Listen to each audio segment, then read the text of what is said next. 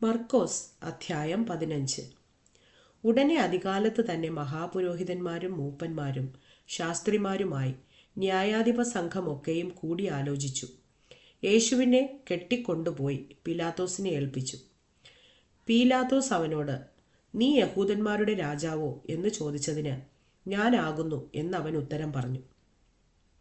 മഹാപുരോഹിതന്മാർ അവനെ ഏറിയൊന്ന് കുറ്റം ചുമത്തി. പീലാത്തോസ് പിന്നെയും അവനോട് ചോദിച്ചു, നീ ഒരു ഉത്തരവും പറയുന്നില്ലയോ? ഇതാ, അവർ നിന്നെ എന്തെല്ലാം കുറ്റം ചുമത്തുന്നു എന്ന് പറഞ്ഞു. യേശു പിന്നെയും ഉത്തരമൊന്നും പറയായികയാൽ പീലാത്തോസ് ആശ്ചര്യപ്പെട്ടു. അവൻ ഉത്സവം തോറും അവർ ചോദിക്കുന്ന ഒരു തടവുകാരനെ അവർക്ക് വിട്ടുകൊടുക്ക പതിവായിരുന്നു. എന്നാൽ ഒരു കലഹത്തിൽ കൊല ചെയ്തവരായ കലഹക്കാരോട് കൂടെ ബന്ധിച്ചിരുന്ന ബറബ്ബാസ് എന്നു പേരുള്ള ഒരുത്തനുണ്ടായിരുന്നു. പുരുഷാരം കയറി വന്നു. അവൻ പതിവ് പോലെ ചെയ്യണം എന്ന് അപേക്ഷിച്ചു തുടങ്ങി. മഹാപുരോഹിതന്മാർ അസൂയ കൊണ്ട് അവനെ ഏൽപ്പിച്ചു എന്ന് പീലാത്തോസ് അറിഞ്ഞതുകൊണ്ട് അവരോട്, യഹൂദന്മാരുടെ രാജാവിനെ നിങ്ങൾക്ക് വിട്ടുതരണമെന്ന് ഇച്ഛിക്കുന്നുവോ എന്ന് ചോദിച്ചു. എന്നാൽ അവൻ ബറാബാസിനെ വിട്ടുകൊടുക്കേണ്ടതിന് ചോദിപ്പാൻ മഹാപുരോഹിതന്മാർ പുരുഷാരത്തെ ഉത്സാഹിപ്പിച്ചു കൊണ്ടിരുന്നു. പീലാത്തോസ് പിന്നെയും അവരോട്, എന്നാൽ യഹൂദന്മാരുടെ രാജാവ് എന്ന് നിങ്ങൾ പറയുന്നവനെ ഞാൻ എന്തു ചെയ്യണം എന്ന് ചോദിച്ചു. അവനെ ക്രൂശിക്ക എന്നവർ വീണ്ടും നിലവിളിച്ചു. പീലാത്തോസ് അവരോട്, അവൻ എന്തു ദോഷം ചെയ്തു എന്ന് പറഞ്ഞാറേ, അവനെ ക്രൂശിക്ക എന്നവർ അധികമായി നിലവിളിച്ചു. പീലാത്തോസ് പുരുഷാരത്തിന് തൃപ്തി വരുത്തുവാൻ ഇച്ഛിച്ച് ബറാബാസിനെ അവർക്ക് വിട്ടുകൊടുത്തു. യേശുവിനെ ചമ്മട്ടി കൊണ്ട് അടുപ്പിച്ച് ക്രൂശിപ്പാൻ ഏൽപ്പിച്ചു. പടയാളികൾ അവനെ ആസ്ഥാനമായ മണ്ഡപത്തിനകത്ത് കൊണ്ടുപോയി പട്ടാളത്തെ എല്ലാം വിളിച്ചു കൂട്ടി. അവനെ രക്താംബരം ധരിപ്പിച്ചു. മുള്ളുകൊണ്ട് ഒരു കിരീടം മെടഞ്ഞ് അവനെ ചൂടിച്ചു. യഹൂദന്മാരുടെ രാജാവേ, ജയ ജയ എന്ന് പറഞ്ഞ് വന്ദിച്ചു. കോൽ കൊണ്ട് അവൻ്റെ തലയിൽ അടിച്ചു. അവനെ തുപ്പി മുട്ടുകുത്തി അവനെ നമസ്കരിച്ചു. അങ്ങനെ അവനെ പരിഹസിച്ച ശേഷം അവർ രക്താംബരം നീക്കി സ്വന്തം വസ്ത്രം ധരിപ്പിച്ച് അവനെ ക്രൂശിപ്പാൻ കൊണ്ടുപോയി.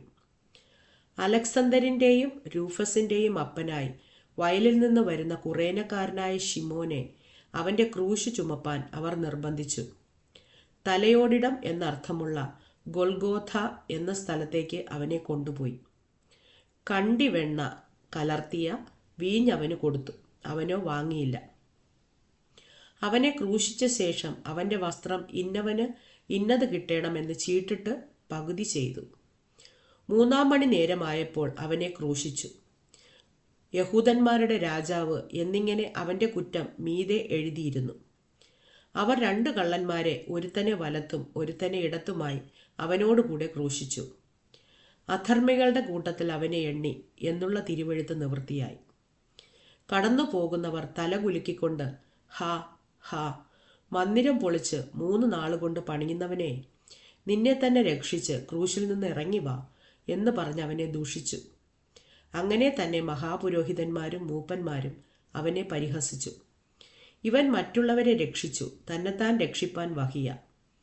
നാം കണ്ടു വിശ്വസിക്കേണ്ടതിന് ക്രിസ്തു എന്ന ഇസ്രായേൽ രാജാവ് ഇപ്പോൾ ക്രൂശിൽ നിന്ന് ഇറങ്ങി വരട്ടെ എന്ന് തമ്മിൽ പറഞ്ഞു.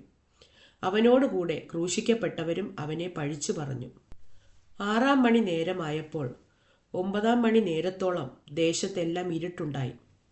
9 മണി നേരത്ത് യേശു, എൻ്റെ ദൈവമേ, എൻ്റെ ദൈവമേ, നീ എന്നെ കൈവിട്ടത് എന്ത് എന്നർത്ഥമുള്ള എലോഹി എലോഹി ലമ്മ ശബത്കാനി എന്ന് അത്യുച്ചത്തിൽ നിലവിളിച്ചു.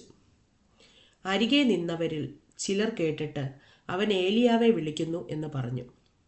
ഒരുത്തൻ ഓടി ഒരു സ്പോഞ്ചിൽ പുളിച്ച വീഞ്ഞ് നിറച്ച് ഒരു ഓടക്കോലിന്മേലാക്കി, നിൽപ്പിൻ, ഏലിയാവ് ഇവനെ ഇറക്കുവാൻ വരുമോ എന്ന് നമുക്ക് കാണാം എന്ന് പറഞ്ഞ് അവന് കുടിപ്പാൻ കൊടുത്തു.